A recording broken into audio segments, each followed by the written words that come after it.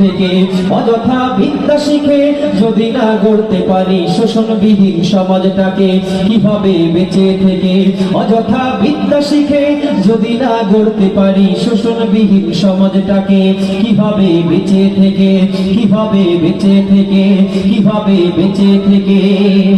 কিভাবে ছাত্র সেজে থুমু খেয়ে ছন্দ খানা, যদি হয় বিদ্যালয়টা সন্ত্রাসীদের আড্ডাখানা।